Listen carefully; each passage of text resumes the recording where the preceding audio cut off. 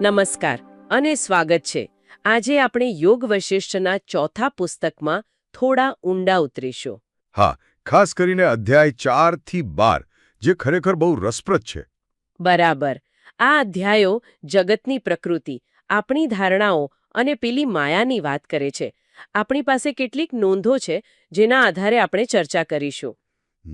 અને આપણો પ્રયાસ રહેશે કે આમાંથી મુખ્ય વિચારો તારવીએ. હા, એ સમજવાનો પ્રયાસ કરીએ કે આ જૂના જ્ઞાનનો આજના જીવનમાં શું અર્થ છે. ખાસ કરીને પેલી વાત કે આપણું મન જ આપણી દુનિયા બનાવે છે. એ તો ખરેખર વિચારવા જેવી છે. ચાલો શરૂ કરીએ. ચોક્કસ. તો આ ગ્રંથમાં એક મુખ્ય વાત વારંવાર આવે છે કે આ જગત, આ દુનિયા એ આપણા મનનો જ એક પડઘો છે, એમ કહી શકાય. હા, એક પ્રક્ષેપણ, જેમ સમુદ્રમાં લહેરો આવે અને જાય, કે તલમાં તેલ હોય, બસ એમ જ આ બધું આપણી ચેતનામાં જ છે. અને મનને કુંભાર જેવું કહ્યું છે, જે આપણા અનુભવોને સતત આકાર આપ્યા કરે છે. બરાબર. એટલે એવો પ્રશ્ન થાય કે શું આપણી બહાર કશું છે જ નહીં? હા, એ જ. શું બધું મનની જ રમત છે? જો યોગ વશિષ્ઠના આ ભાગ પ્રમાણે જેને આપણે બહારની દુનિયા કહીએ છીએ ને, એ મોટે ભાગે આપણા મનની જ પેદાશ છે. સ્વપ્ન જેવું. હા, ઘણું ખરું. જેમ સ્વપ્નમાં આખું જગત ઊભું થઈ જાય છે, જે ફક્ત આપણા મનમાં જ હોય, એમ જાગ્રત અવસ્થાનું જગત પણ મનનું જ પ્રોજેક્શન છે. ઓહો. અને વાત અહીં પૂરી નથી થતી.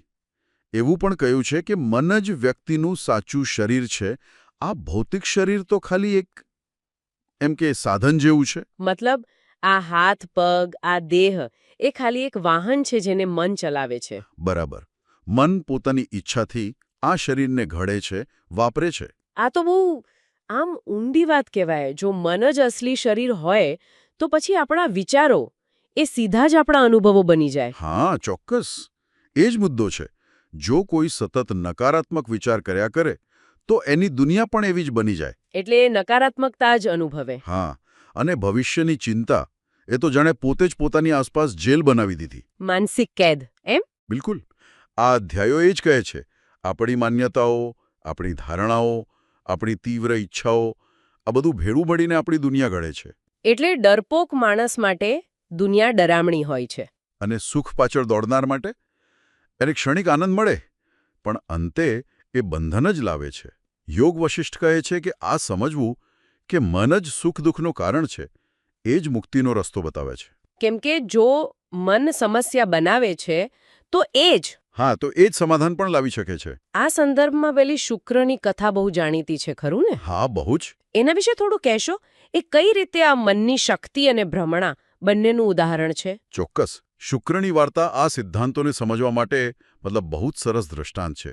શુક્ર પોતે ભૃગુ ઋષિનો પુત્ર, તેજસ્વી સાધક. એકવાર એ ધ્યાન કરી રહ્યો હોય છે, ત્યાં સ્વર્ગની એક અપ્સરા, વિશ્વચી, ત્યાંથી પસાર થાય છે. ખૂબ સુંદર. અને શુક્રે એને જોઈને? હા, એના સૌંદર્યથી એટલો મોહિત થઈ જાય છે કે મનમાં તીવ્ર ઈચ્છા જાગે છે. અને પછી એ ઈચ્છાનું શું થયું?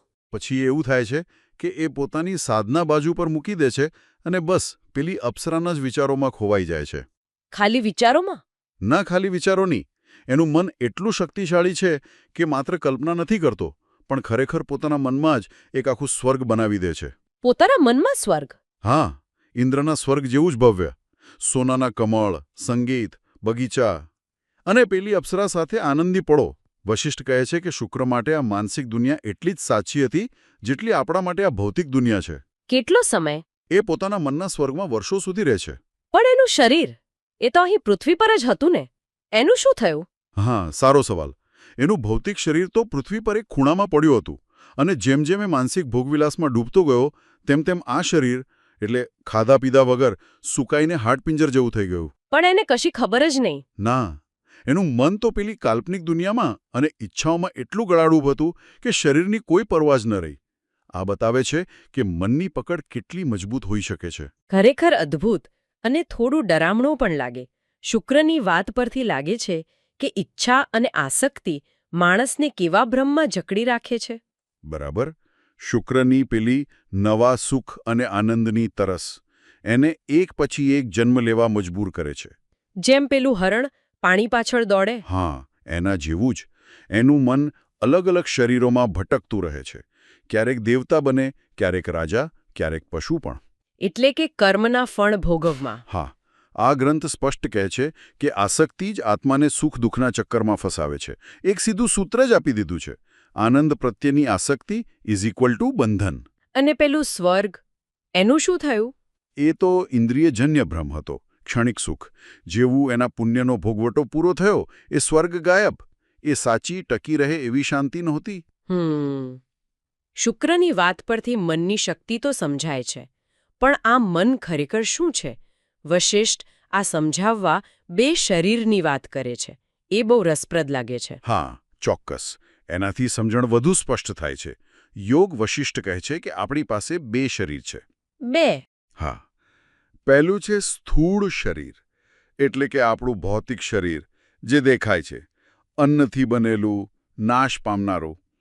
એની સરખામણી ગાડી સાથે કે કઠપૂતળી સાથે કરી છે. એ જૂનું થાય, બગડે અને મરી જાય. ખાલી એક સાધન. અને બીજું શરીર? બીજું અને વધારે મહત્વનું એ છે સૂક્ષ્મ શરીર અથવા માનસિક શરીર. એ શેનું બનેલું હોય? એ મન, બુદ્ધિ, અહંકાર અને આપણી વાસનાઓ એટલે કે ઈચ્છાઓ અને સંસ્કારોનું બનેલું છે. આને ગાડીના ડ્રાઈવર જેવું ગણ્યું છે. અને એનું શું થાય છે? આ સૂક્ષ્મ શરીર ભૌતિક શરીર મરી જાય પછી પણ રહે છે, અને જ્યાં સુધી મોક્ષ ન મળે ત્યાં સુધી એક જન્મથી બીજા જન્મમાં જાય છે. આ જ આપણા અનુભવો, કર્મો, ઈચ્છાઓનું વાહન છે. યોગ વશિષ્ઠ આને જ અસ્તિત્વનો અસલી માલિક અને વાસ્તવિકતાનો સર્જક માને છે. તો શુક્રના કિસ્સામાં એનું સ્થૂળ શરીર નાશ પામ્યું, પણ પેલું સૂક્ષ્મ શરીર? હા, એનું માનસિક શરીર એની ઈચ્છાઓ સાથે ભટકતું રહ્યું. એનું ભૌતિક શરીર ખતમ થઈ ગયું, જે બતાવે છે કે દુનિયાની વસ્તુઓ ક્ષણિક છે. પણ મન? પણ એનું મન, જે પેલી અપ્સરાની આસક્તિમાં ફસાયેલું હતું, એ જ સૂક્ષ્મ શરીર બનીને પુનર્જન્મના ચક્કરમાં ફરતું રહ્યું. આ સ્પષ્ટ કરે છે કે મન કે સૂક્ષ્મ શરીર ભૌતિક શરીર કરતાં વધુ પાયાનું અને શક્તિશાળી છે. એટલે આપણું બંધન કે મુક્તિ બધું મન પર જ આધાર રાખે છે એમ? હા, મોટા ભાગે. મન પોતાની જાતને અને દુનિયાને કેવી રીતે જુએ છે એના પર બધો આધાર છે. આ બધું સાંભળીને એમ થાય કે તો પછી આ આત્મા, મતલબ જીવ, આ જન્મ મરણના ફેરામાં ફસાય છે જ શા માટે? શું કારણ છે આ બંધનનું? યોગ વશિષ્ઠ આના મુખ્ય 2 કારણો ગણાવે છે. પહેલું કારણ તો સ્પષ્ટ છે, સુખની ક્યારેય ન સંતોષાય એવી ઈચ્છા. સાંસારિક વસ્તુઓ અને અનુભવો પાછળની દોડ. હા, એ જ. અને એના પ્રત્યેની તીવ્ર આસક્તિ, મમતા. શુક્રની જેમ આપણે બહારની દુનિયામાં આનંદ અને શાંતિ શોધ્યા કરીએ છીએ, અને આ શોધ જ આપણને વારંવાર અહીં ખેંચી લાવે છે. અને બીજું કારણ શું છે? બીજું કારણ થોડું વધુ સૂક્ષ્મ છે. એ છે મનની બનાવેલી ભ્રમણાઓ અને માન્યતાઓ. મતલબ આપણી કલ્પનાઓ, આપણા વિચારો, આપણી હું અને મારુંની લાગણી, આ બધું મળીને એક જાળ જેવું બનાવે છે, જેમાં આપણે પોતે જ ફસાઈ જઈએ છીએ. યોગ વશિષ્ઠમાં આના માટે પેલું રેશમના કીડાનું ઉદાહરણ છે, ખરું ને? હા, બહુ સચોટ ઉદાહરણ છે. એ કઈ રીતે લાગુ પડે છે? જેમ રેશમનો કીડો પોતાની જ લાળમાંથી કોશેટો બનાવે અને છેવટે એમાં જ બંધાઈ જાય, એમ જ આપણું મન પણ પોતાના જ વિચારો, માન્યતાઓ, ઈચ્છાઓથી એક બંધન ઊભું કરે છે અને એમાં જ ફસાઈ જાય છે. કેવી માન્યતાઓ? જેવી કે હું આ શરીર છું, હું બીજા બધાથી અલગ છું, આ વસ્તુઓ મારી છે. આ બધી માન્યતાઓ આપણને આપણા અસલી વિશાળ સ્વરૂપથી જુદા પાડે છે. એટલે કે પેલી એકતાની ભાવનાથી દૂર? હા, યોગ વશિષ્ઠ કહે છે કે આ અલગતાનો ભાવ, આ દ્વૈત ભાવ, એ જ બંધનનું મૂળ કારણ છે.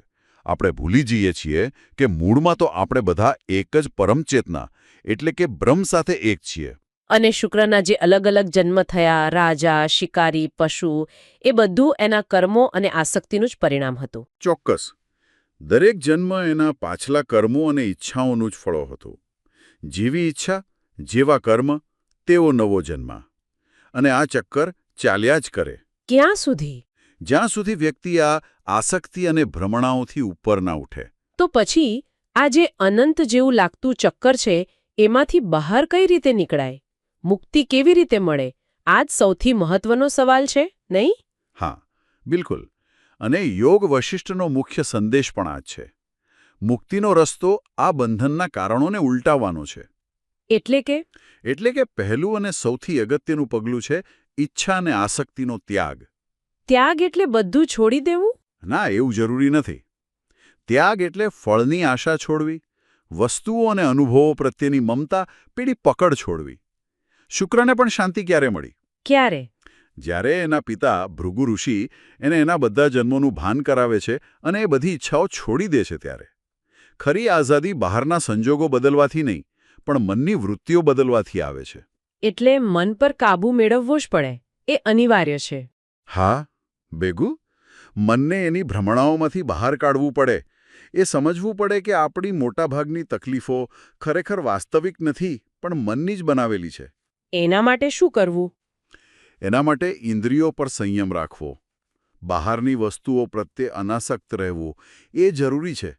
પણ આ બધાથી એ ઊંડો ઉપાય છે અદ્વૈતના સત્યને જાણવું અને અનુભવવું. અદ્વૈત? એ શું છે?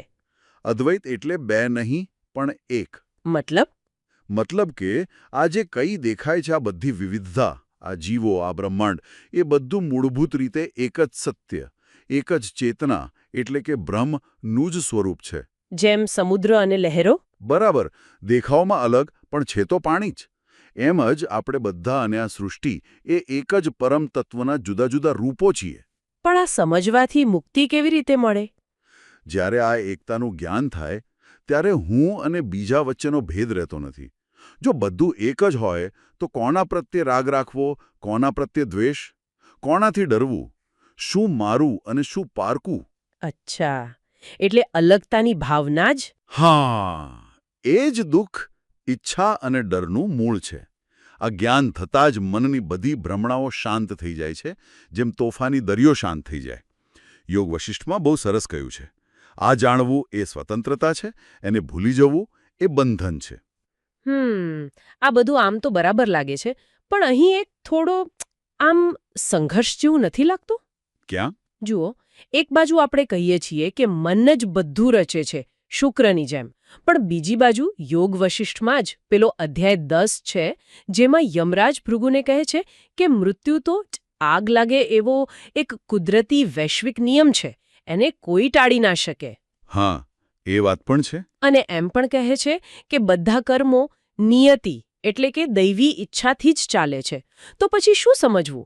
આપણું મન શક્તિશાળી છે કે પછી આપણે નિયતિ અને કુદરતના નિયમોના હાથમાં છીએ?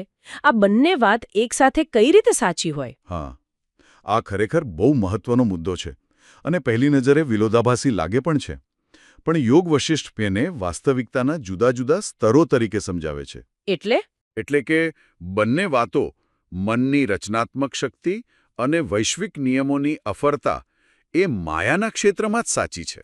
માયાના ક્ષેત્રમાં? હા, જુઓ, માયા એટલે કે આ ભ્રામક દુનિયા, એ પોતે જ પરમ ચેતના, બ્રહ્મનું એક પ્રક્ષેપણ, એક લીલા જેવું છે.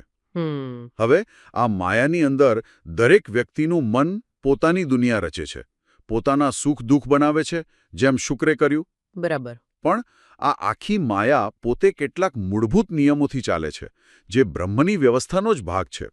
આ છે વૈશ્વિક નિયમો, જેમ કે જન્મ, મૃત્યુ, કર્મનો સિદ્ધાંત. આ નિયમો માયાની રમતને ચલાવે છે. તો પછી મન જે પોતાને કરતા માને છે, એ પણ એક ભ્રમ જ થયો? હા, વશિષ્ઠ કહે છે કે મનનું પોતાને કરતા માનવું એ પેલું દોરડામાં સાપ દેખાય એના જેવું છે. કર્તાપણાનો ભાવ પણ માયાનો જ એક ભાગ છે. ત્યાં સુધી કહ્યું છે કે કર્તાપણું અને વસ્તુનિષ્ઠતા એ તો ટૂંકી દ્રષ્ટિવાળા લોકોએ બનાવેલા શબ્દો છે. તો મુક્તિ માટે શું સમજવું જરૂરી છે? માનસિક બંધનો, જેમ કે ખોટી માન્યતાઓ, ઈચ્છાઓ, એને તોડી શકીએ છીએ. અને સાથે સાથે સૃષ્ટિના જે મૂળભૂત નિયમો છે, જેમ કે શરીરનું મૃત્યુ પામવું, એનો સ્વીકાર પણ કરવો પડે. આ બંને સમજણ મુક્તિ માટે જરૂરી છે. મન અને નિયતિ બંને માયાના સ્તરે કામ કરે છે. સમજાયું. એટલે આજની આપણી આ ઊંડાણપૂર્વકની ચર્ચાનો સાર કાઢવો હોય તો એમ કહી શકાય કે યોગ વશિષ્ઠના આ અધ્યાયો આપણને શીખવે છે કે આપણું મન એક ખૂબ શક્તિશાળી, એક શિલ્પકાર જેવું છે. હા, જે આપણા અનુભવો અને આપણી વાસ્તવિકતાને સતત ઘડતું રહે છે. પણ સાથે એ પણ ચેતવે છે કે આપણી બેકાબૂ ઈચ્છાઓ અને આસક્તિ આપણને ભ્રમણા અને જન્મ-મરણના ફેરામાં ફસાવી શકે છે. બરાબર. જેમ શુક્ર સાથે થયું, જાણે પોતાના જ રેશમી કોશેટામાં ફસાઈ ગયો. અને સાચી મુક્તિ, ખરી શાંતિ એ આ માયાની રમતને સમજવામાં, ઈચ્છાઓથી ઉપર ઉઠવામાં અને પેલા અંતિમ સત્ય, અદ્વૈતનો અનુભવ કરવામાં છે. હા, એ સમજવામાં કે બધું જ એક છે, જેમ સમુદ્ર અને લહેરો એક જ છે. બરાબર. અને આ રસ્તા પર ચાલવામાં પેલો બે શરીરનો સિદ્ધાંત અને વૈશ્વિક નિયમોની સમજ આપણને મદદ કરે છે. યાદ અપાવે છે કે આપણે ખાલી આ દેહ નથી, પણ કંઈક વધુ સૂક્ષ્મ, વધુ સ્થાયી છીએ, જેમાં મુક્તિ મેળવવાની શક્તિ છે. યોગ વશિષ્ઠના આ અધ્યાયો ખરેખર મનની શક્તિ અને એની મર્યાદાઓ બંને પર અદ્ભુત પ્રકાશ પાડે છે. આજની ચર્ચાનો આ મુખ્ય નિષ્કર્ષ હતો. સાચી વાત છે. હવે એક વિચાર સાથે આપણે આ વાત પૂરી કરીએ. જો આપણું મન ખરેખર આપણી વાસ્તવિકતા બનાવતું હોય, તો આપણે સભાનપણે, જાગૃતિ રાખીને કેવા પ્રકારની વાસ્તવિકતા બનાવવાનું પસંદ કરી શકીએ? શું આપણે શુક્રની જેમ ક્ષણિક, ભ્રામક સ્વર્ગો રચવાનું ચાલુ રાખવું છે? કે પછી એવી સમજણ કેળવવી છે જે આપણને સ્થાયી શાંતિ અને મુક્તિ તરફ લઈ જાય? આ પ્રશ્ન પર સૌ વિચાર કરી શકે છે.